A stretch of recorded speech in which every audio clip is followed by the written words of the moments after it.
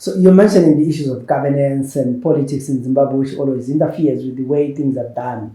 And you are in a very sensitive position, west in Matabeleland, where there's always these issues. Have you ever received a phone call, instructing you or putting you pressure not to take this decision or to do this and that? No, I haven't. But the full answer to that is to understand what government has done to the office of mayor. The office of mayor has been emasculated. I'm a ceremonial mayor. I get paid an allowance of $90 per month. People might not believe it, but that's what I received. I get half the minimum wage as mayor. That's it. And my powers relate to that $90 a month. $90 power. I have $90 power. Yeah. Mayors right across the country have exceptionally limited power. I simply can't wake up in the morning and decide we're going to do this. I'm subject to the town clerk, to management, to... It's a good morning to you. Welcome to Asaki Online. My name is Zenzele Ndebele, and this is our weekly current affairs program, the Side View, where we give you current affairs issues, topics that matter. And it could be politics, it could be agriculture, it could be social issues or service delivery. And today in our program, we'll be talking to the Mayor of Bulawayo, David Coltart. I know we've been talking a lot about him on social media, about many other things that are happening. But we want to take this time to find out from him. I think the last time I talked to him, or as I talked to him, either he had just been elected, or so it's almost 1 year, 8 months. We want to find out how it has been going on, but what are the plans for the city? Because service delivery is an issue, not only in Zimbabwe, probably across Africa and across the world. And I wouldn't want to be the mayor of Bulawayo at this particular time. But it's good that we have him here. Good morning and welcome to the program. Morning, sincerely. Good to be with you. It's been a while, so I'll go straight to the point. I mean, you've been the mayor for a year or so. And my first question would be, when you, first of all, the first day you walked into that office, what were your 3 top priorities? Water, sanitation, and to deal with the informal sector. Those were the 3 priorities, and they remain the priorities. Obviously, we have medium and long-term plans to boost investment, but without those foundations, you really don't have the ability to attract investment.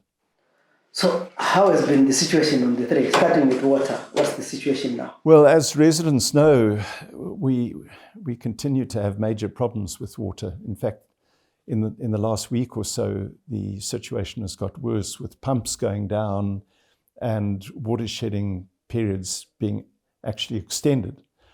And it hasn't been helped by the rainy season. Although we had a good rainy season, what was profoundly shocking to me was that we had minimal water that actually landed up in our dams. And so here we are, early April, after a rainy season which was above average. We had between 650 and 700 millimeters in the rainy season, but our dams are still sitting at 49%. That is up this time last year, but it's still an appalling situation. And, if you look at the comparison, for example, between the dams in the Matopus and our supply dams, you'll be shocked. Maleme, Mshelele, Togwana are all full. And yet our dams are sitting at, as I say, below 50%. We have to ask the question, why? And I think fundamentally it's because of rampant gold panning in our catchment areas. And of course, in the Matopus, the catchment areas are still pristine. They haven't been affected. And it seems to me that is the problem. So, the bottom line is, on water, we face a major crisis. We need short-term plans. We need to upgrade, for example, the Nema water treatment works. We need to upgrade the pipeline from Nsiza and Mchabez, which are deficient. Those are all short-term needs to address the situation. In the medium term, we're desperate to get Glass Block Dam constructed. It was meant to be built in the early 1990s. Engineer George Mlilo told me recently that he wanted that dam built literally in the early 1990s, even ahead of Mchabez. So that's the medium-term plan. Long-term plan, Gwai-Shangani, but Gwai-Shangani is going to take a long time to actually get water to Bulawayo. So huge problems. Residents are deeply frustrated. If anything clogs my inbox daily, it's about water. And there are no quick fix solutions. The problems are deep-rooted. Yeah, I mean, the issue of water, I'm sure everyone is always talking about water, but let's start with the mining and that is happening in the catchment area. Would you say Bulawayo has lost the battle around, the legal mining around the water? Well, we have lost the battle in one respect, in that the tributaries to rivers like the Umzungwane have been utterly devastated. To keep myself sane, I do mountain biking, and I ride in those areas every week. You would be horrified if you went down to see the devastation that has already been done. So to that extent, we've lost part of the battle. When it comes to the environment, of course, there can be rehabilitation, but the tragedy is that it's going to cost millions of dollars to come in and rehabilitate these tributaries. But they can still be retrieved. I was speaking to a senior government official last week about this.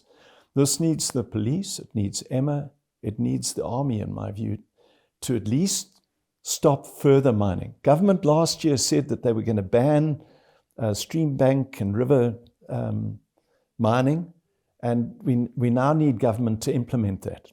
If it doesn't happen, then this situation is only going to get worse. There were consultations around glass block, and a lot was said in these public meetings, and sometimes I'm not sure whether people be having full information. But there was one interesting meeting where people said, the Nyamandlovu aquifer was the fastest solution. I've even heard it in council. Some councillors saying, let's deepen the wells and get the water. How viable is that option of deepening the wells? Well, from a scientific perspective, it is viable. Last year, we got a company in from Botswana, a company that works at Jwaneng, and there's new technology. The Nyamandlovu aquifer was done in the early 1990s, and they drilled their boreholes to an average depth of about 120 meters. The new technology, and they have a very narrow diameter of pipe. The new technology can go down 2 kilometers. And the advice is that we need to go down 400 meters and have a diameter of almost a meter. That's a huge hole. And those boreholes can generate a vast amount of water. The problem that we face, though, in the science of it is, how is that water replenished? Are we satisfied that if we go down and we extract vast quantities of water, that it is being adequately replenished? And I think that needs a much wider scientific study.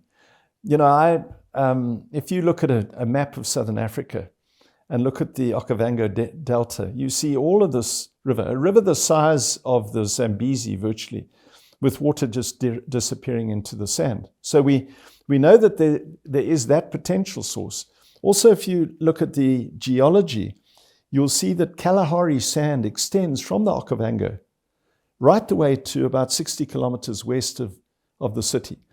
And these Botswana experts said that the Kalahari sand it acts like a sponge. It holds water. And in Jwaneng and places in Botswana, they have got prodigious volumes of water. They have one borehole in Botswana that generates 225,000 liters of water an hour from one borehole. So there is that potential. But the problem that we face is that, two problems. Firstly, the science. It's critical that we don't go in and extract water which is not going to be replenished. That's short term. It would be very damaging to forests and agriculture and all of that if we did that. So that's the number one problem. We need to do the science. We need to understand how it's going to be replenished first.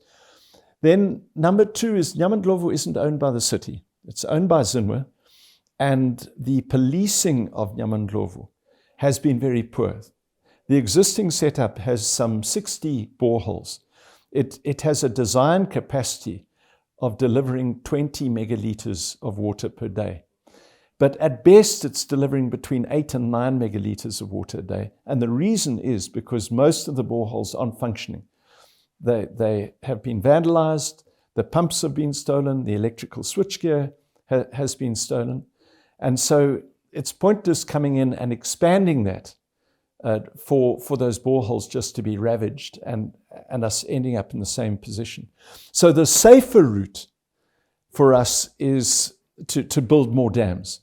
With more dams, we can see the water, we know where it comes from, we know that if we don't block that water, just literally goes off to the Indian Ocean now. So it doesn't have that massive environmental impact. And even with climate change, even with gold panning and issues like that, the projections, for example, of what glass block can deliver are significant. And the projections are that if glass block is built, it will secure the city's water until 2040. So it's an absolute must that we get it done. I know glass block has been in the pipeline for a while, and since you guys came into office, you've been talking about it. Practically, where are we in terms of funding for glass block? So we've made significant progress.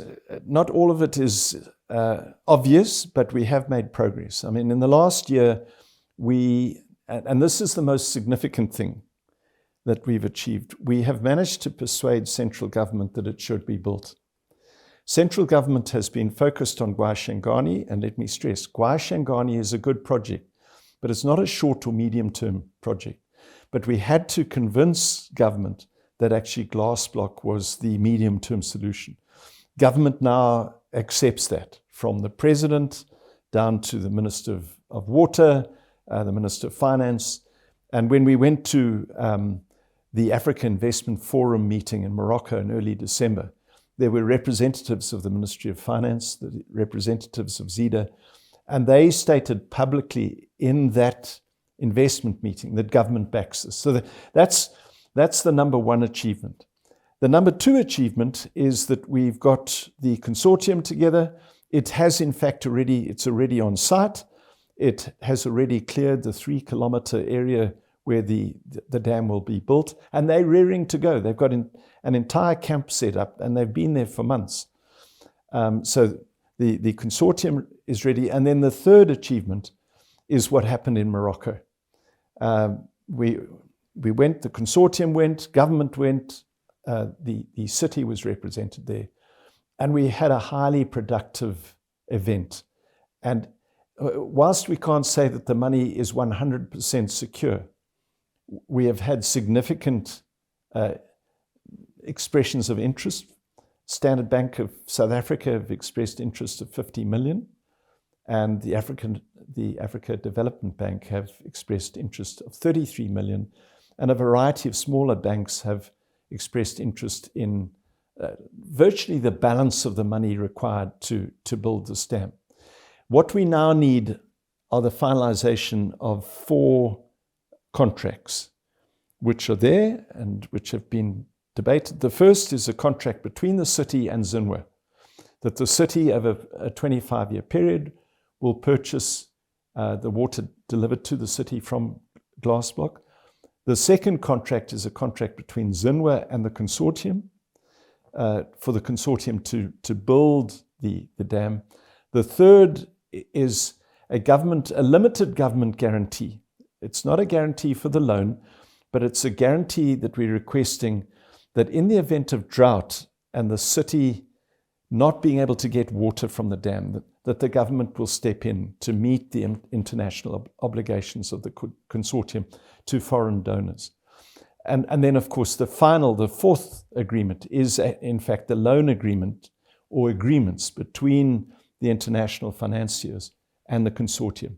So the way it's structured is it's a public-private partnership where the consortium comes in, builds the dam, gets the international finance, and runs the dam for a 25-year period.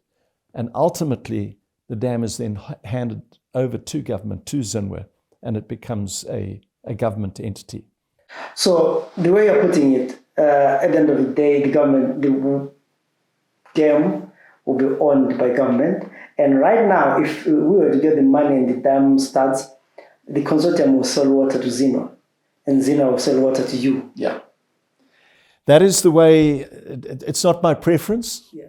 My own view is that if we're going to respect the devolution provisions in the Constitution, the old system was better, where the city built its own dams and sold water direct to residents. But government, in its wisdom, has decided to centralize the ownership of water through Zinwe, and so we have no choice. The Zambezi water project is Zino. Yes. The boreholes is Zino. Yes. So are we right to say that our problems of water in Bulawayo, we should also be focusing on Zino? Because Zino is never in this equation as residents when you talk about water. Well, Zinwe is always in the equation. It's not just Zinwe, let me say.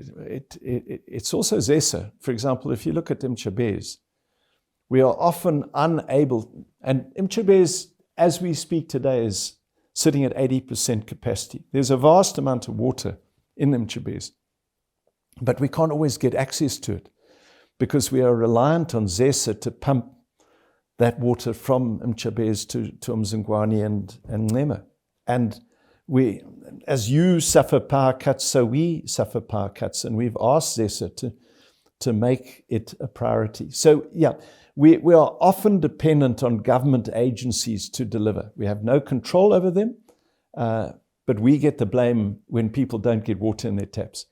Definitely, when I find water, I've been there. It's been 3 weeks now, I'm sure, and I feel like contacting you or tagging you on Twitter. Understandable. But yeah, it's more complicated than that, Yeah, and I guess every other person now understands that it's not just council, but there are other actors as well in this equation. And let me say something else. A further problem we have is with the Procurement Regulatory Authority of Zimbabwe. What government has done, it has centralized procurement. And so, for example, in some of the projects that I've mentioned about the rehabilitation of pipelines, and we've got a particular issue now down at Nema pump station, where some of our pumps have gone down. And these are highly sophisticated pumps. You can't just walk into a hardware store and get the spares. Often the parts need to be purpose-built. And we have to go through an entire procurement process. We are reliant on PRA's approving. They sometimes take months to approve our applications. We have a particular problem, as I speak today, in that some of our big pumps at Nema are down. One of the reasons the water situation has got worse the last few weeks is because we are running on minimal capacity in terms of our pump capacity. And we are only delivering to Criterion Waterworks 50% of what we should be because we don't have pumps functioning. And we are waiting for permission to procure the necessary spare parts. It's a matter of urgency. You know, we need authority granted within hours, never mind days or weeks, but often it takes months to get that permission granted. Yeah, let me maybe just go back to the water issue, but let me just, now that you mentioned procurement, there was quite an interesting interest when you commissioned the trucks. And people say, why is City Council buying from middlemen? Why are you not buying directly from South Africa, from China? Is it an issue of procurement as well? Well, we have to go through a tender process, which is good. I support the tender process because it is designed to promote transparency. We went through a tender process and we chose the cheapest, best quality trucks. We've bought 4 UD trucks. It's a well-known brand. And I have looked with the benefit of hindsight, for example, at some of the other tenders. And there's no doubt in my mind that we got the best deal in that regard. You know, these are huge trucks. They're specialized equipment. They're very expensive. I mean, each truck has cost $150,000 US, but I've seen other tenders put in by highly reputable companies that were for more than that. So I'm comfortable. I'm still learning the job, finding my way through to try and ensure that our money is being spent properly. But in this instance, I'm pretty confident this is money well spent.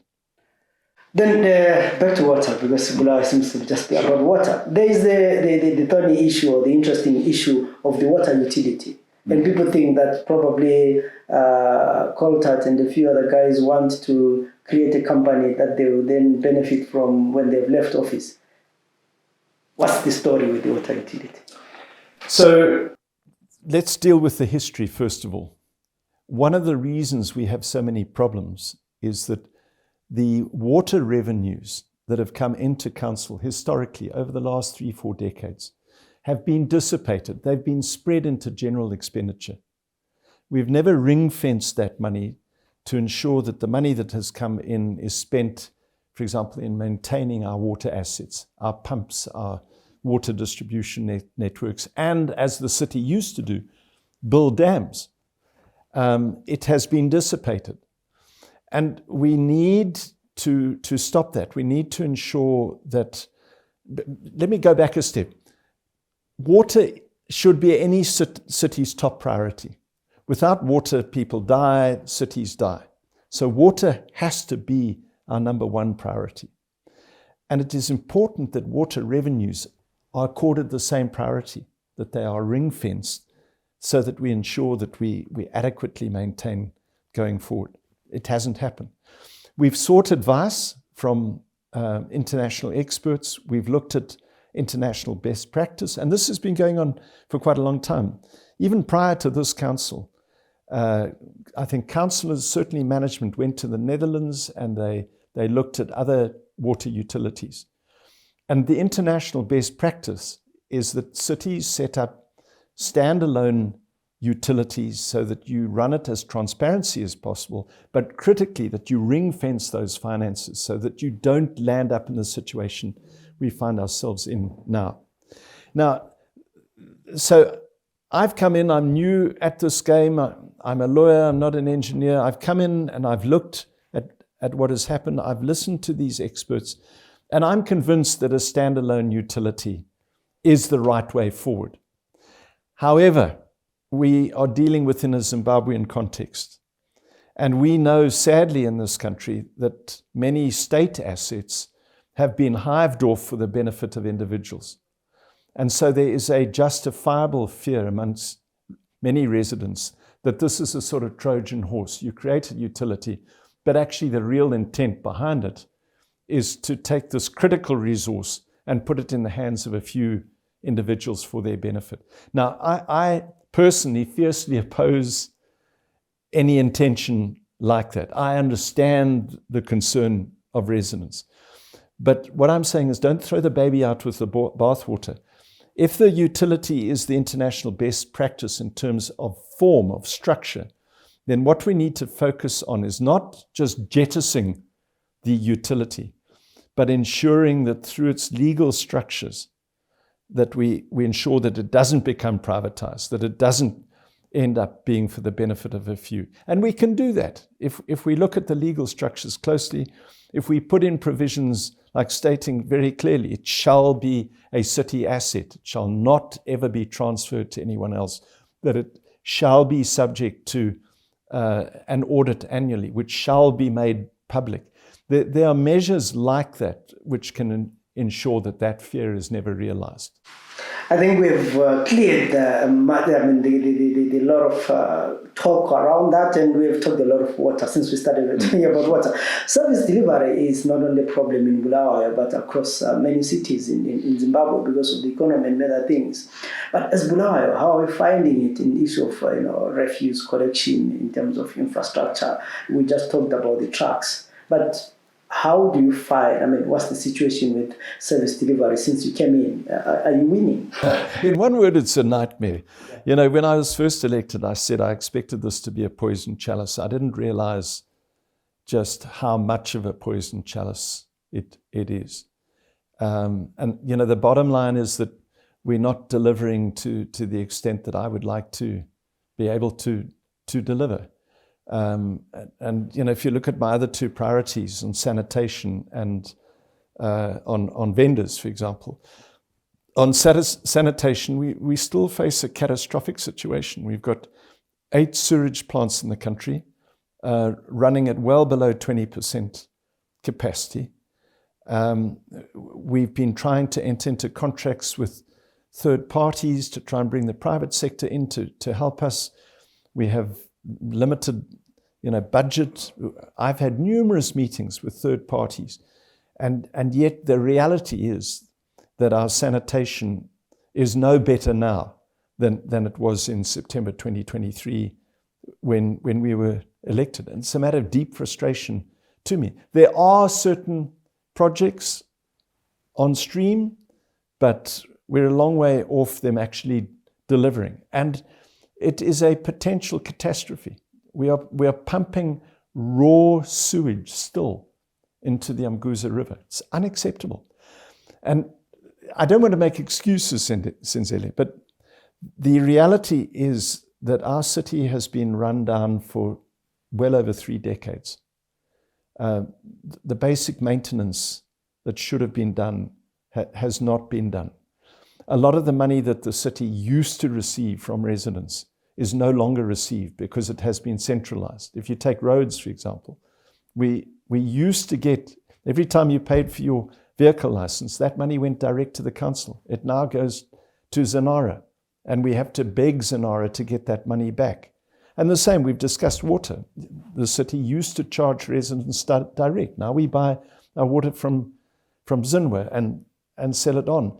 And the deprivation of that income has seriously undermined the city's budget. And the consequence of that is that everywhere you look, you see infrastructure that is way beyond its economic life, that needs to be replaced. And because it hasn't been maintained, it's now more expensive to get it up to standard than it would have been had it been maintained all of this time. And it was just a matter of keeping up that maintenance.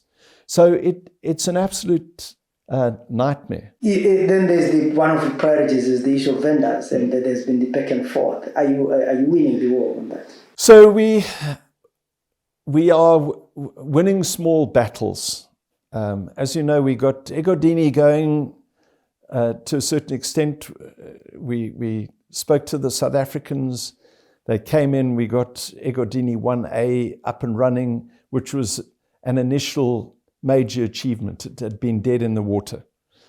But that is now stagnating because of a variety of factors. The international investors have got cold feet because of the general conditions prevailing. We have been unable to enforce the rule of law. Just to explain, a place like Egodini, vendors need commuter omnibuses. It is the critical recipe because the commuter omnibuses are the magnet. They bring in people to a venue, and people then buy goods from vendors, and you get that synergy. You take one of the two ingredients out of that recipe, and the whole thing collapses. And what has happened is that because we have been unable to enforce discipline regarding where commuter omnibuses operate from, they have tended to go to their old historical areas. Because of that, the vendors haven't had their customers, and they've drifted away as well. So that's the negative part of it. On the positive side, we are still working with the Egodini contractors to try and get them to complete. They are looking at additional investors to come in to try and complete the whole project. But we are also now, and this is the most significant development, is that we're very close to finalizing a brand new white paper on micro, small, and medium-sized enterprises. And we have a vision for a 3-tier program. Large markets, of which Egodini is one on the periphery of the city, smaller markets in the high-density suburbs, and then solo markets for individual vendors right across the city. Just this past week, we had a very constructive meeting. There's a broad consensus amongst management and amongst councillors now in terms of how we will structure that. But we've got to clearly make markets that are attractive. They need to be roofed, for example. Vendors and their customers need to be protected from the elements. They need to have nice smooth flooring so that it's easy to clean.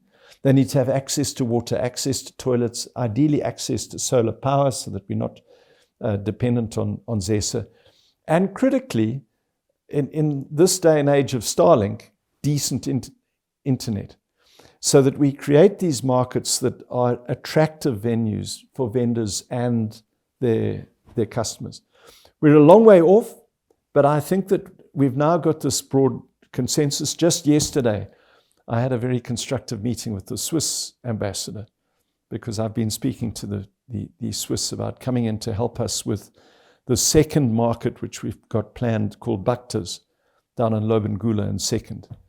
What we've done is we've tarred the area, but we now need to make it more attractive. There are old toilets there, there's an old terminus there, but now we need to transform that with a fully roofed market with all of those ingredients that I've been speaking about. And the Swiss, I'm delighted to tell you, have said that they're very interested in partnering the city to create a market. And then we want to expand beyond that. So, I mean, to bring this discussion full circle, I say to many people, this is a marathon, it's not a sprint. God willing, if I'm not recalled, if I'm able to see out the entire 5 years, I hope that, you know, by the end of those 5 years, many of these projects will have been rooted and will be functioning. Or maybe an extra 2 when you go to 2030. I won't be taking the extra 2. So then there's something I follow council meetings online, and the guys are streaming. There's this agenda that's always about, what do you call it, subdividing shops. And everyone seems to be subdividing shops. As council, do you see that as a positive note, or it's a new business, way of doing business? I don't think overall it's positive, because it's a reflection of the collapse of the formal sector of our economy. And that is not positive, because the bottom line is it means that we don't get the economies of scale. For residents, for purchasers, it means ultimately that the cost of goods are going to be more. It's also not good for a city, because it's very difficult to police. It's not good for example, your fire and safety regulations. A place like Haddon and Sly was never originally designed to be cut up into tiny little shops. And it becomes very dangerous for people who own shops in the depths of Haddon and Sly. And it becomes dangerous for their customers, because if there is a fire or something like that, you've got a much higher density of people in that building who can't get out as quickly as they would in terms of the original design of that building. So for both economic and health reasons, it's not great. But given the macroeconomic environment in the country, we have to be flexible. And we have to allow the proliferation of this. But it can't be unchecked, particularly from a health perspective. We need to make sure that if we subdivide these shops, that they remain safe places to sell goods and to buy goods from. And so there's that balance that we have to achieve. Let me turn to the diaspora. I mean, diaspora is, for us, what we survive on. As every Zimbabwean, we have a family member who is in diaspora. But looking at the remittances, they are over $1 billion a year. As Bulawayo, do we have a program? What can diasporans do if they want to invest, if they want to partner with us? Is there a place where they can go? What are the opportunities that they have? Well, since I've become mayor, I've been approached by many people in the diaspora wanting to contribute back to their cities. And I welcome that. Unfortunately, I think many of those people who have reached out have been frustrated. Our bureaucratic processes are cumbersome and difficult. And so the government talks about the ease of doing business. that applies on a national level. It's not an easy country to do business in, and it's still not an easy city to do business in. You may have seen in the full council meeting that I spoke at the beginning of March, I spoke about the lack of efficiencies even in our own systems, where I find, and I'm not going to point individual fingers, but I get frustrated. In this day and age of email, emails are the means in which people communicate. And if someone writes an email to me, that person deserves a reply. And the same applies to our staff. And I find that sometimes if it's not in paper, and on email, it's not accorded the same priority or importance. And so we've got issues like that with the diaspora. We have to ensure that our business practices, our bureaucratic practices, meet the practices that people will be experienced in, for example, the United States and Britain, where many in the diaspora are. So we've got a lot of work to do in terms of our own internal systems and reacting to these proposals. What are maybe someone would say, like you said, that we always say Zimbabwe is open for business. What are the investment opportunities that are there for Bulawayo? Once again, I come back to the elephant in the room, and it's the macroeconomic environment, and in particular the currency. Businesses who are going to invest in factories, long-term investments, not short-term investments, want to have certainty. And with government saying that they're not sure how long the US dollar will be, and with the changes that we've seen with the introduction of RTGS and then that being abandoned and the ZIG being introduced, that creates a lot of uncertainty in the minds of potential investors. The other major macro problem that we face relates to the rule of law. And I often use the example of the difference between China and Russia, so that we're not dealing about Western imperialistic examples. But I challenge Zimbabweans to think about, why is it that Apple has invested in China but hasn't invested in Russia? Why is it that Apple has manufacturing plants in China but not in Russia? And it's simply this. In China, even though it's a one-party state, their commercial courts run independently. They're not subject to corruption. They're not subject to influence. And so any potential investor knows that their contracts will be honored, and if there are any disputes, they will be resolved through a transparent, independent, and professional court system.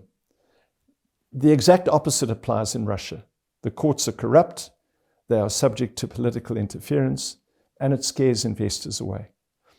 Now, as a city, we have to work within that macroeconomic environment. And they're the two critical building blocks. We need certainty when it comes to currency. If people are going to invest US dollars, then they must know that they are going to get their capital back and their interest back in a currency that will hold its value. And we're seeing that in Glassblock. A critical thing regarding Glassblock for us to attract the international loans that we need for Glassblock is the certainty that these loans will be repaid in US dollars. And I'm not stuck on US dollars, but we have to have a currency that engenders trust from international investors. And the same applies to the rule of law. Unfortunately, our judiciary, the respect that our judiciary had, for example, in the 1990s, has largely dissipated. I'm not going to go into the reasons for that, but if we seek to attract international investment, those two issues are critical to making a country attractive for investment. And unfortunately, it doesn't matter how efficient we are as a city, to attract international investors, we have to operate within that national environment. And that limits the numbers of investors who are prepared to come in to the country. And it brings us back to the diaspora. Many in the diaspora understand those risks, are prepared to work around them. And so they are our best potential for investment.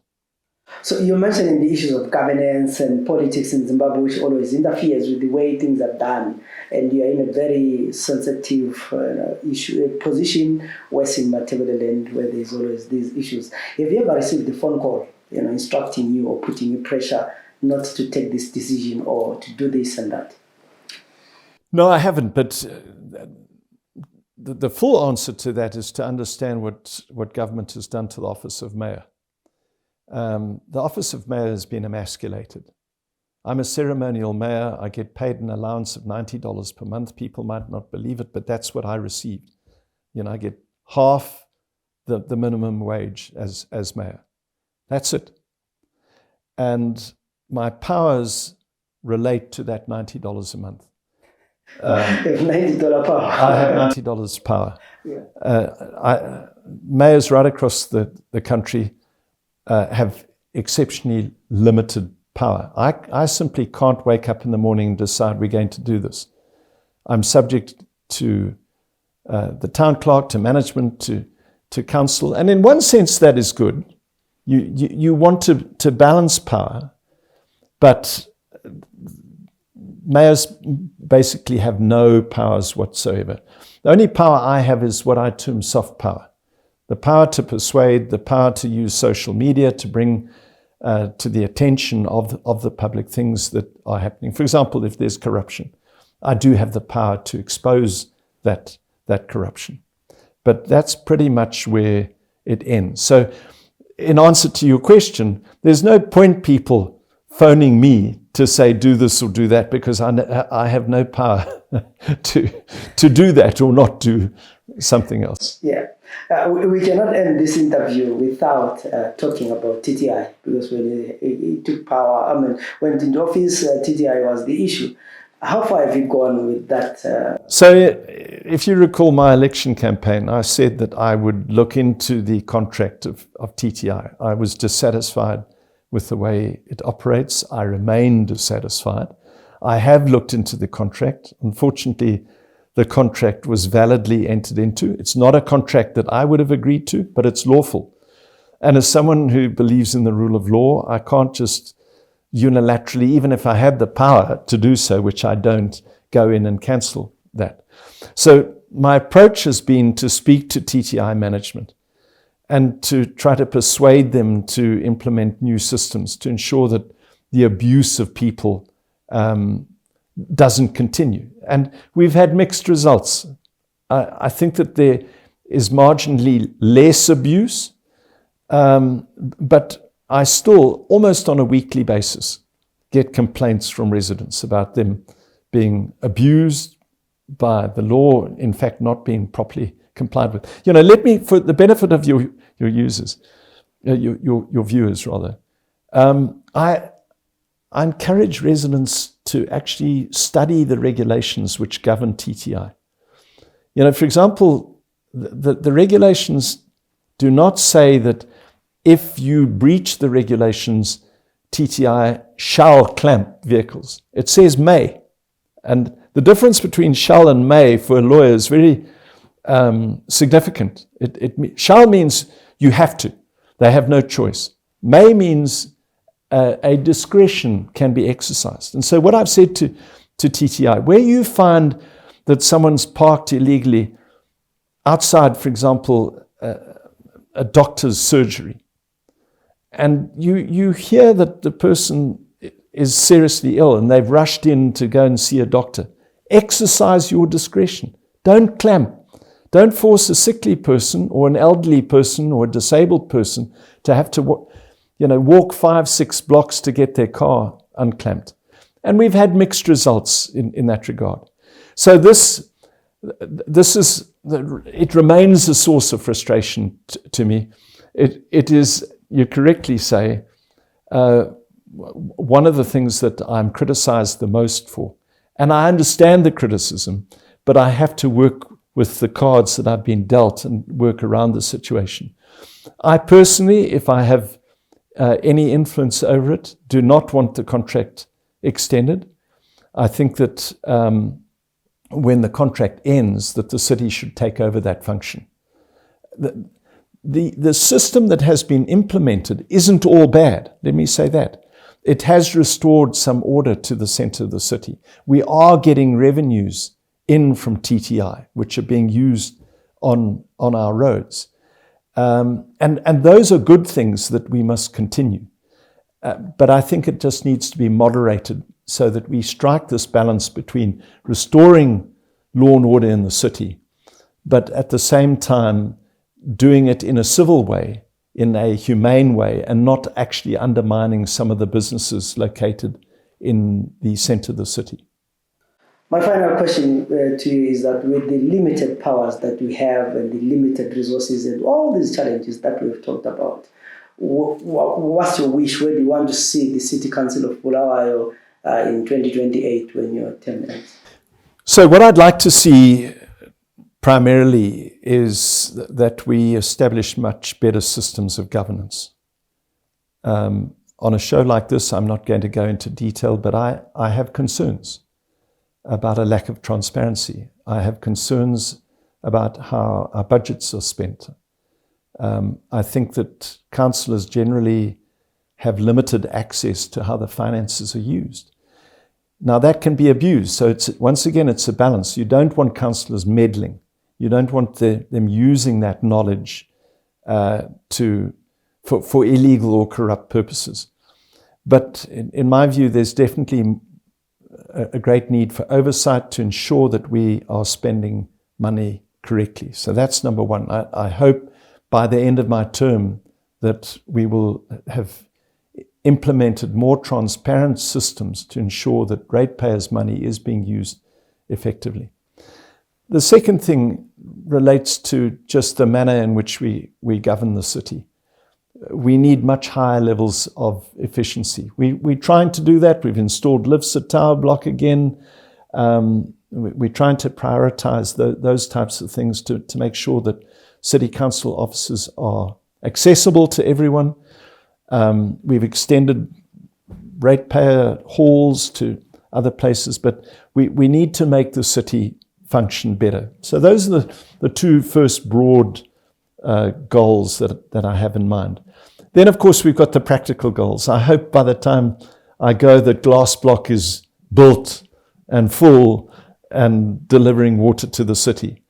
I hope that we've got our sewerage works working well above 20% capacity.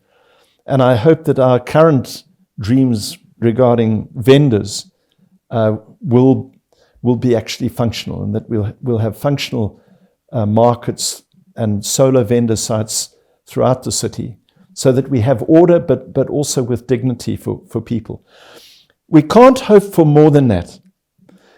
And I come back to my time as Ministry of Education. The problems were so deep-rooted in education that all I could hope for in my 5-year tenure was to stabilize, to create a foundation which future ministers could build on to expand and improve education. The same applies now. We're dealing with decades of neglect. What I hope at the end of my term is that we leave a stable city that can then present, particularly to investors and tourists, a city which is functioning, and then hopefully those investors will come, tourists will come, and we can then see the growth that the city deserves. But I don't think we're going to see that economic growth before 2028, sadly, because we've got all this foundational work to do.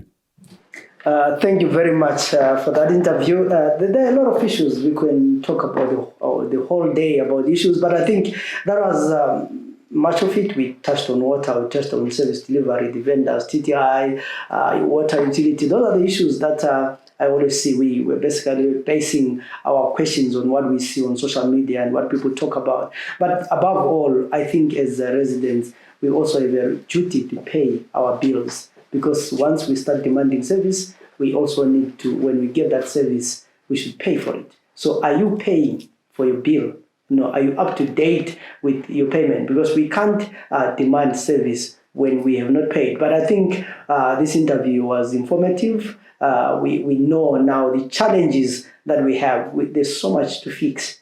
And I hope that at some point we'll get the Bulawayo that we want. I don't know when, but when I listen to some of these issues, I think you get depressed and inspired. There's a lot that needs to be done, but we thank the mayor and his team for doing a good work so far, and we hope that they'll continue doing more. My name is Ndebele. Please get in touch with us, give us feedback, and also tell us other issues that you think we should talk about. See you in other programs.